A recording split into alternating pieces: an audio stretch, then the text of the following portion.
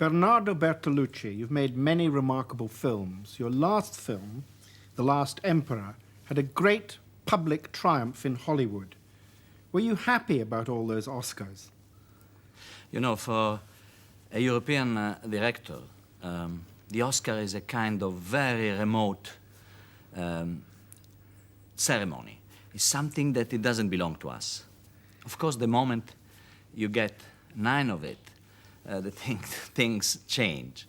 So I felt suddenly sucked into a world, a universe, which is not my universe, which is a kind of legendary Hollywood universe. What it was interesting and reassuring is that the Hollywood community in general is very, very, let's say, chauvinistic. I don't think there is a record of a foreign movie, because The Last Emperor is an independent European movie that has this kind of success. So I was curious, why? And people, executive of the major companies, came to congratulate me, and they told me, in general, more or less the same thing. The Last Emperor gave them the feeling of cinema as, I mean, they said, this movie will make us think of the reason why we decided to be in movie business. Did they see the same things in the movie as you saw in it? I mean, it is a political movie. Yeah, but you know, what everybody sees in the movie is such a private emotion. I mean, cinema, I think that when we go to see a movie, if we see it in the proper place, which is the movie theater and not the TV, we enter in a kind of special rite. There is this amniotic darkness, and we're going all together to dream the same dream. And this is the great thing of cinema. I mean, it's something that happens in a community. We are all together. What in Hollywood they have seen, I think they have seen cinema. You say it's a political movie. Of course, it's a political and historical movie. But I think that more or less every movie can be called political. Also movies which are not on politics. Why? Because I think that if a director decides to accept or to refuse the interpretation of reality that the society in which he lives gives to him, he already does a political gesture.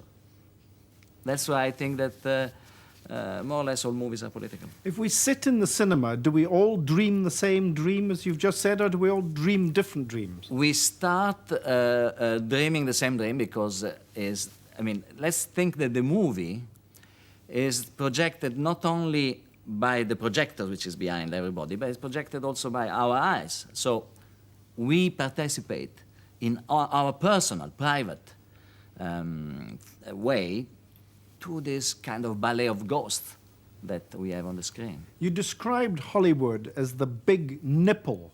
What did you suck from it? No, that was when they gave me I think the best director or the best picture, I don't remember, the best director Oscar. I really wasn't waiting also for that, because we had already 7 or 8 Oscars. And so I had a bit to improvise, something to say, and I said, if New York is the big apple, for me tonight Los Angeles is the big nipple. So there was a moment of, in the audience, of, they were a bit, not shocked, but amazed. And then the day after, I remember I was driving in Sunset Boulevard, and the radio, there was the disc jockey saying, and now music from the big nipple. It was, they adopted it as. I just meant that night, these 9 Oscars were like a big breastfeeding for all of us. I mean, it was a joke. Sometimes from Hollywood, Hollywood is a very dry nipple. That time it has been very generous. Tell me about your mother. Who was she? My mother is the most mysterious person of my life. If you know my movies, there is an obsession in my movies, which is my father. In all my movies, there is some kind of Oedipal conflict. The mother is always a kind of remote, hidden figure. My mother was born in Australia, in Sydney. That's why I think I have a quarter of my blood, which is Australian Irish. My grandmother was called Mulligan. And I'm very proud of it. I say always I'm Italian Irish. And she came to Italy, and her father was Italian. She came to Italy when she was very little, 5 or 6. She is a kind of silent, reassuring muse for my father, who is a very good Italian poet. Always being next to him, a bit in a kind of shade, but of course with a great, great power with him. It's the most amazing couple. They never split even for 5 minutes. And in some ways, an impossible model, impossible to imitate, impossible to compete with, because I never seen a case of symbiosis, of total osmosis. Were you loved and protected then in your childhood? I was maybe even over-loved, but in a very strange way. You know, I think that when there is the lack of affection in somebody, it doesn't have anything to do with the reality, the objective facts. How did it go when you were a little baby? It's something that is within you, which has origins, I think, even more distant. My childhood was in the country, next to Parma. In fact, between the city of Parma, which is a provincial, beautiful city, and the hills, in a kind of sweet landscape, plain. And that's why in many movies I went back to these places. And my father, as I said, is a poet. And I learned everything there. I learned everything in that place. I learned everything from him. And he took you out of the village into the city to see movies. Is that right? Yeah. Yeah, he was taking me when I was 8, 9, 10 to see all the opening movies, because he was the movie critic of the Gazzetta di Parma, the Parma Gazette. And that's maybe where everything started. In fact, I began writing poems because, of course, I wanted to imitate my father, like every child wants to imitate his father or mother. And at a certain moment, at the age of 15, I felt terribly uncomfortable. I felt this poetry doesn't belong to me, it's not mine. So I was looking for something which was totally mine. But I'm very grateful. Yours and not his. Sorry? Yours and not his. Yeah, mine and not. So you made a film. You made a film. I made a first film when I was 16, and of course it was in 16 mil. And it was a little home movie, but with a story, a fiction, a real fiction. And I knew I would have been a director. I don't know how, but I was so incredibly sure, with the arrogance you can have only when you are less than 20. And that's why my first movie was made when I was 21, which is quite... You know, I'm a quite young man, and not too old, but as a director I'm very old, because I started in 1962, so I've been a director for 27 years. You made another short movie about the killing of a pig. Oh, yeah. Is that right? Yeah. Yeah, it's my movie number 2. Why? Because I was looking out around me, around the house where we were living, and I was trying to tell the emotion of the things that were going on around that. And the killing of the pig is one of the most dramatic and meantime exciting a moment of feast in the countryside. And you know, you don't throw away anything in the pig. Everything becomes something to eat, or the hair to do brushes. And I mean, you use everything. And that was fascinating. I still love pigs very much. When I see a pig, I see I become very, very moved. What were the politics of the countryside in those days? We're talking about the late 40s and early 50s. Parma, in Emilia, has traditionally been a very red country. I mean, it was a strong communist milieu. And I was very close to the peasants, and that's why I was participating to their emotions. I was going with them to the demonstration, and I lived a kind of split life, half with the family of my father. My grandfather was the landowner, and half with the peasant. As soon as I could, I was running to. After Camari Secca, your first film, you seemed to get very interested in film theory. How did that happen? You know, Camari Secca came from a little subject of Pierpaolo Pasolini. We say subject in Italy to say the germinal idea of a movie, 2, 3, 4 pages.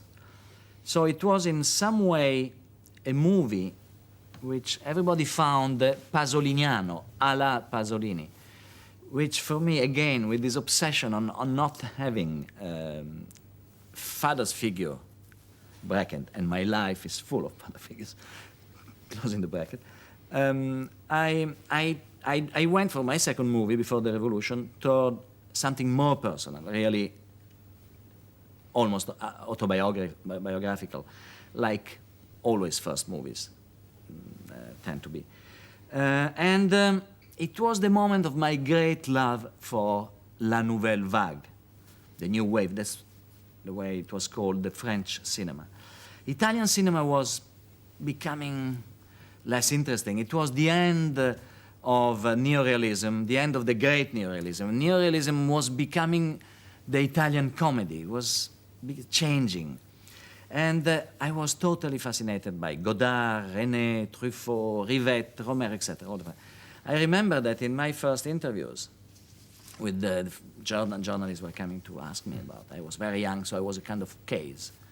I always was saying, could we eventually speak French? Could we do the interview in French?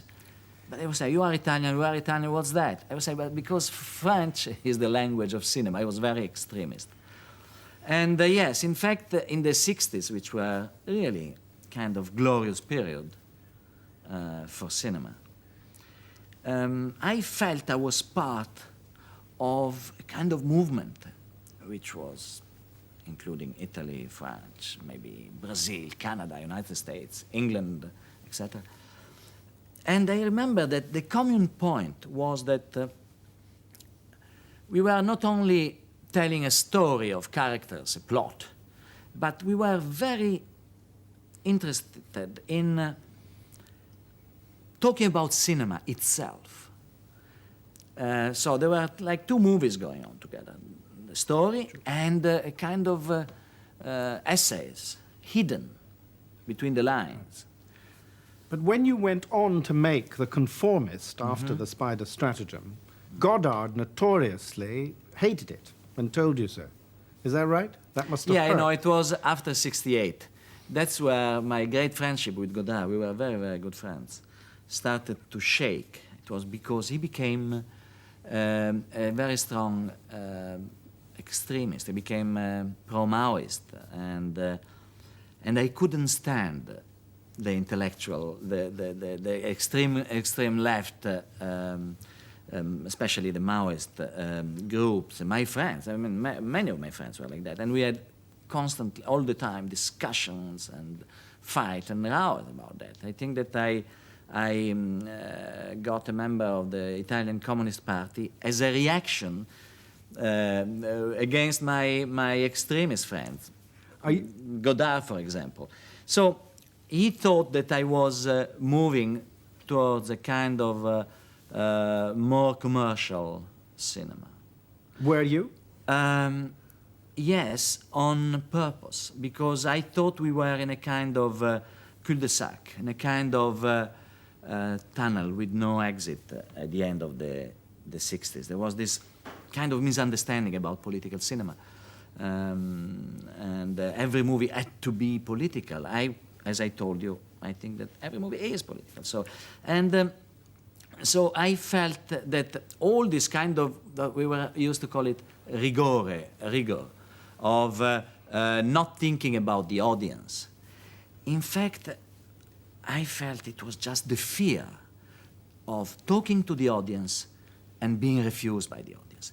So I said I have to do a move. I have to move ahead. I have to switch from a cinema of monologue, like more or less all the cinema of the 60s was a kind of great monologue, but we were talking to ourselves, to a cinema of dialogue. I didn't know if somebody would have accepted that. I didn't know if I would have found an audience, in fact. And I think I did. And it meant to me a lot. How does a film start for you? With an idea or an image or what? Every time is different. There isn't a rule, single rule. It can be a moment of my life where I feel that I'm obsessed by the idea of meeting an unknown woman and keep on meeting her and making love with her in every possible way without knowing who she is. That was my obsession at the time I did Last Tango in Paris. It came out, Last Tango in Paris comes out from this very personal obsession. Some other times I read a book, and like The Conformist, or like also Spider Strategy, or my next movie, The Sheltering Sky. And I am fascinated, and I try to do a book, or, I mean, there isn't a rule. You've chosen to work with great actors and actresses. Do you wheedle them? Do you seduce them? Do you bully them? Again, every time is different. But I think I am a kind of, they say, wild psychoanalyst with them. I try to investigate what they're hiding. Let's mention the most famous actor I work with is Marlon Brando. What I wanted, it wasn't the Marlon Brando of the actor studio that we have seen in many movies, and he's great, but we know who he is. What I wanted is the secret Marlon Brando. I wanted to know more about himself. And in fact, I think it was, because, you know, since I think you cannot lie to the camera always sees the truth. I think that every film, even a fictional film, is a kind of cinema verite. You always start with fiction, and then you always end to do cinema verite, to do documentary. That's why I like to have great, famous, important actors, because it's a challenge to find out what they're hiding. And with Marlon, it was very strong. I think I fascinated him in some way, because at the end of the movie, when he saw the movie, he was quite shocked. And he didn't want to see me for a long time, because he felt that I stole something from him, that he didn't know what he was doing. But it's not all my fault. There's his complicity. You've spent a large part of your life, or much time yourself, under psychoanalysis. Has that supported you down the years, or have you found things out about yourself that you were hiding? So this is a very private subject. Yeah, I had a very long analysis. One of these analyses that Freud calls interminable analysis. The movie which corresponds to the beginning of my analysis is The Spider Stratagem, which is a movie about the relationship between a son and a father. I think, especially in the first years, the analysis was incredibly important. I was somebody very closed, very hidden, with a lot of problem of communication. I changed a lot. But not only me, my movie changed. If you look at my movies before the analysis, they are much more close, etc. This is what I can say. I mean, this is a matter I really think it's wrong to expose too much. In the same way as the actor gives something to you, are your movies also giving us something about you? You can tell me that. I think that there is a lot that comes out during the shooting, because I'm a quite quiet, normal person during my life. When I shoot a movie, I change a lot. I enter in a kind of state of trance, if it is not too romantic to say that. And what's a movie? A movie, okay, you have a story, but it's also a research. I think that when I do a movie, I look for something. And this research, in some way, becomes the movie. Which of your movies is the most important to you? You know, I used to think in the past that the last one is the most important. In general, it's the one that you feel more connected to, more tied to. But now that I've done quite a lot, and now that I've been a director for such a long time, I think, okay, I will be completely sincere, and maybe it's something shameful to say. The movies I like the best are the real successful ones. And even if, for me, being successful sometimes means to pay a great price, because very often after a big success I have a terrible period of anguish. Then also it happened to me to have kind of psychosomatic symptoms after a success. But this is the conflict, you know. You have to, obviously, my origin is Catholic, and you have to pay for what you earn. And when you started talking about The Last Emperor, which was this quite amazing success, I was used in some way because I could handle it better, because with the Last Tango in Paris, it was the first time it was really maybe too much, because the movie was incredibly seen in the world and everywhere, and I had not been seen on British television, however. Really? Oh. I think, I'm sure it will change soon. But I was telling you, that I was very young. I was, I don't know, 30, 31, and I had my face on Newsweek and Time magazine, and it's something that can really be like a hurricane on the psychology of somebody. And Moravia says success is something you have to eat, is a heavy meal, but you have to digest it, and then you will be happy again. To make movies, to be a director, do you have to be hard or soft? Both. My tendency is to try to be very close to the actors. Of course, some of them ask for shouts and authoritarian kind of directors, so you have a bit to be. But some of them are very really sadomasochist people, and you know, every movie is a love story with the actors. I really fall in love with all of them. If there isn't a love story, for sure something will be missing in the movie. Are you loving them, or do you want them to love you? Oh, it's, you know, love is not, as they say, it takes two to tango. Love is both. Which other directors or director have you admired or has influenced your work? I have an endless list of people. There are many movies I like. I go to the movies as much as I can, but the ones that really I think influence me, even if maybe you don't see it very well, are Godard, Jean Renoir,